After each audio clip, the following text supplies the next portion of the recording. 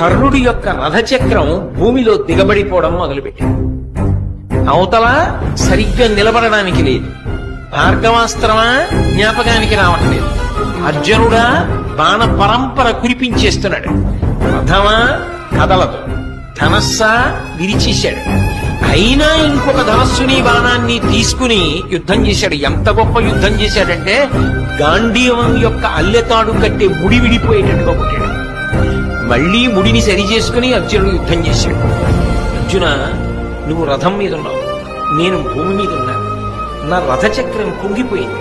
నేను ఇప్పుడు బాణములు వెయ్యలేని స్థితిలో ఉన్నాను. అయినా నువ్వు ఆపకుండా బాణప్రయోగం చేస్తున్నావు. కొంతసేపు బాణప్రయోగం ఆపు.